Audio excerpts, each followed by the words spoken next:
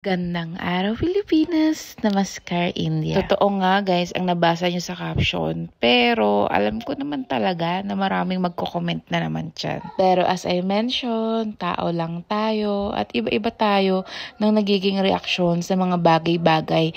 Kaya kung gusto mo malaman yung akin, tapusin mo tong video na to. Guys, sobra na kayo sa chismis Chika, break muna tayo sa buhay ko. Hindi na kayo interesado sa buhay ko? Ibang buhay na gusto niya? Ito yung tsura ko guys. Walang ligo. Ang payat ko na guys. Kita niyo ba yan? Buto-buto ko. Payat ko na. Ang damit na to. Grabe. Nauna akong sampayan. Piling. Laki pa din ang dede ko guys. Yung dede ko yung gusto kong lumiit. Kasi parang ang piling ko pinapataba ako ng dede ko Pero gusto naman ng asawa ko yan. Pakita ko lang sa inyo yung niready ko. Niready ko na yung pag-aalis kami guys pala. Mapapansin nyo, lagi ko nire-ready lahat ng susuotin namin. Si Ado, si Api, ako, si Adi. Kasi nag-aaya si Adi mag-date. So sabi ko sama natin yung dalawang bata. Nire-ready ko na guys para pare-pares kami. Ganun. So, si Adi, white short, blue polo. Ako, blue sando, white pants. Si Api, white onesie. Tapos si Adu is black short. Yung panty ko nalaglag, black pa nga. White na t-shirt. Diba? Twinning kami ng papa nila. So, magpapaligo muna ako ng bata, guys. Shinare ko lang. Baka interesado pa din kayo sa buhay namin. So, ito na nga, guys. Ang naging problema namin ng biyenan ko ay ako nga ay sumama ang loob. Tapos, bahala kayo dyan, kung ano iisipin nyo. Pero ako ay sasabihin ko lang sa inyo kung ano yung naramdaman ko at kung ano yung naging reaction ko at kung ano nga ba yung nangyari. Napapansin nyo nga guys na lagi kong binibigay sa nanay ni Aditya si Api. Nakikita nyo pa nga sa mga video guys na ako na nga lang yung nangihiram sa anak ko. Pero okay lang sa akin yun, as in okay lang sa akin yun.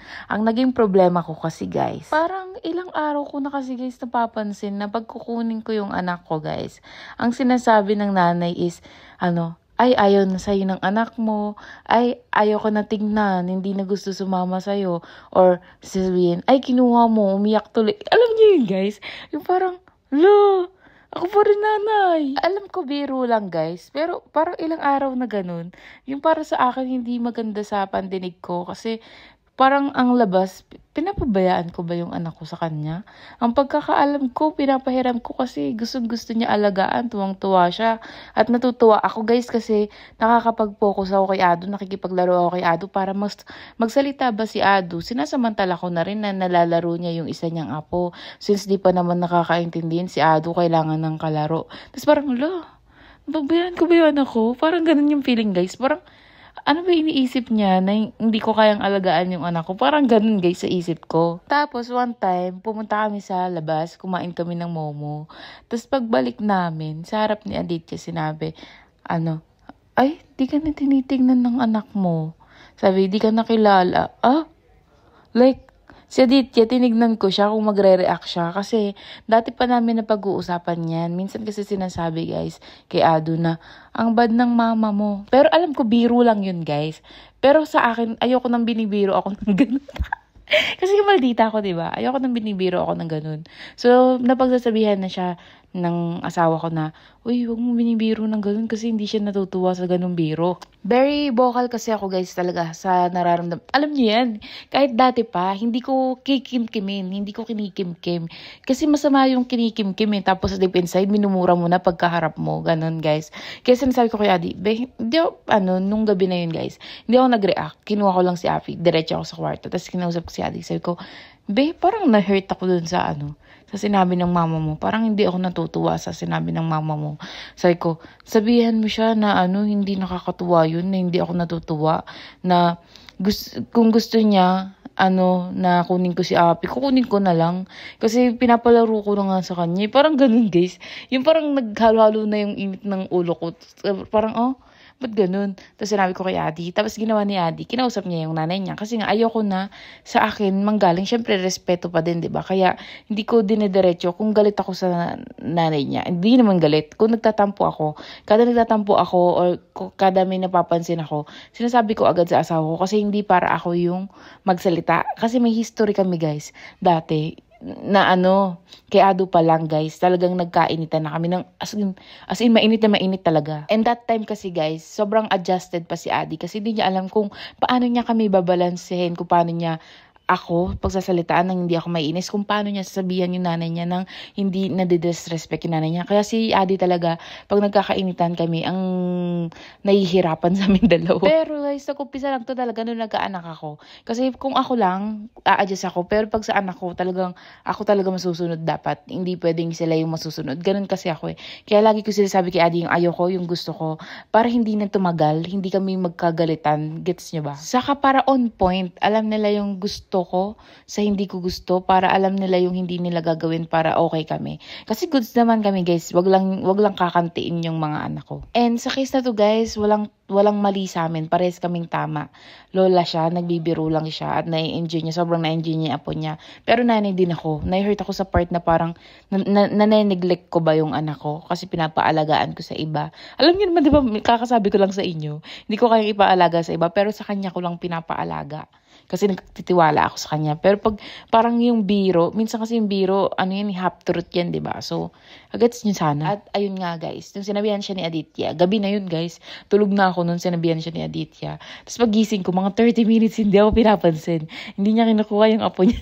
Tapos, kinausap siya ni Aditya. Sabi ni Aditya, hindi kayo magpapansin ng dalawa. Tapos, anong mangyayari? Anong gagawin niyo sa akin dalawa? Taga-pass ng message. Sabi, magpansinan kayo, sabi ni Aditya. Sabi daw niya sa mama niya, walang mali sa inyong dalawa, parehas kayong tama kasi parehas kayong nanay.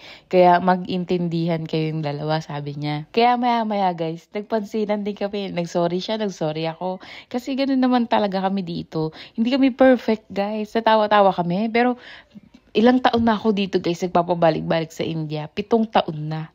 Parang 20 years old pa lang ako, pabalik-balik na ako dito sa India. At hindi laging perfect yung pagsasama namin.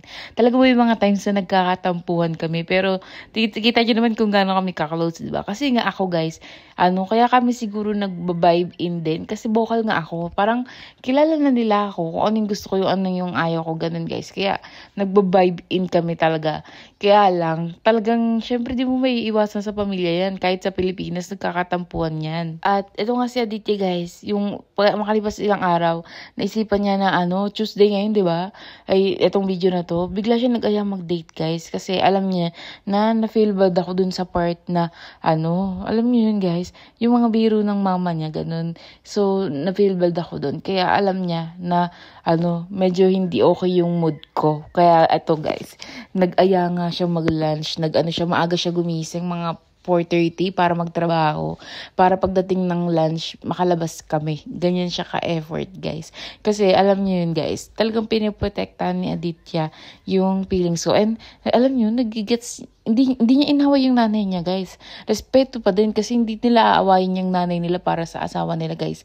Ganun nila kamahal yung nanay nila. Pero at the same time, si Aditya yung asawa na, alam mo yun, mag-e-effort siya pag alam niyang, hindi maganda yung pakiramdam ko, ganun, guys. Pero uunahan ko na kayo, guys. Hindi lahat ng Indianong asawa ganito. Nako, marami ako naririnig na kwento na pagka nagkagalitan yung magbiyanan, guys, ang asawang Indiano kakampi dun sa nanay. Tapos, minsan gabi talaga. Meron ako narinig na chismis, guys. Sabi ng nanay, sampalin mo nga yung asawa mo na yan. Pilipina to Sinampal daw talaga siya nung biyanan niya. Ay, ng asawa niya dahil sinabi ng biyanan niya. Ganun katindi, guys. Kaya swerte talaga ako dito sa asawa ko. Kasi, alam niyo, dito sa India, guys, sobrang respeto nila sa nanay nila. Hindi nila yan babastusin nanay nila, guys. Kaya, alam niyo yun, pag nag-asawa kayo ng Indiano, expect mo yan. Expect mo talaga yan na iba yung level ng respect nila sa nanay nila. Kaya sila Ado, ganyan din ko yan papalakihin. Iba yung level ng respect sa akin. Para alam niyo yung maging mabuting asawa din sila. Kasi guys, pag nakikita nila yung tatay nila na sobrang respeto sa akin, talagang gagayahin naman nila yan. Hindi mo kailangan sabihin. Kaya inaayos namin yung pinapakita namin kila Ado at Afi. Lalong-lalo na guys, mga lalaki yan. So ito nga guys, pumunta kami dito sa may restaurant, sa may 5-star hotel ulit na malapit sa amin. Favorite namin kumain dito guys kasi may mga western food na walang Indian masala. Kaya favorite ko dyan kumain. Medyo pricey nga lang. 4,000 rupees para dun sa kinain namin lahat. Nasa lang din yun guys. 3,000 pesos. Tapos nga bumili nga kami ng mga prutas. Bumili kami ng lychee. Bumili kami ng papaya. Nagki-cravings ako sa papaya guys kasi kada buntis ako, pinagbabawalan nila ako kumain ng papaya tsaka ng pineapple. Kasi nga daw masama daw yun. Masama kasi dito sa India, iniisip nila malalaglag yung baby pagka kumain ka ng papaya kasi mainit sa tiyan yun. Tapos nga, ito na nga guys, yung pag-uwi namin guys, diretso na si Adi sa trabaho niya. Tapos, ayun si Ado nang nginain ng ice cream dun sa beanbag na binili nila. Tapos ako guys, pagtapos nga magpahinga ay nag-workout na ako. Tapos ayun na, okay na kami ng binan ko guys. Nagpapansin na kami ulit. Tapos nga guys, itong araw din na to, dumating na nga yung aking binili na Samsung na front load washing machine. Tapos siya guys, 12 kg na ata. Kasi nga, ang problema talaga ni mami, maliit yung washing machine niya. Parang 7 kg lang. Ang dami na namin dito sa bahay. Kaya, gustong-gusto niya talaga yan. Late Mother's Day gift na nga yan. Kasi nga guys, nako. Ang tagal nung ni-edit niya. So, sobrang busy niya. Hindi niya ma-order. Hindi naman ako makapag-order guys. Kasi dito sa India minsan, may mga site na hindi tinatanggap yung credit card galing Pilipinas. Ang tinatanggap lang yung mga US, ganyan. Mahigpit kasi sila dito pagdating sa mga tax, ganyan guys. At ayun, sinusukat kung kasya dito sa CR nila mami. Nakita nyo na ba yung CR nila mami? Yung CR nila mami guys, sobrang laki. Mayroon kang maglaba dyan talaga. Yung CR lang namin yung maliit. Tapos guys, may chika nga sana ako doon about doon sa sa kasal. Next vlog na lang guys. Para magantay kayo ng sobra. Kasi guys, tumawag sila. Tapos agara ng ginagawa nila talaga guys. Parang sabi ko sa isip-isip ko, wag na ituloy. Kasi ang gara ng ugali eh.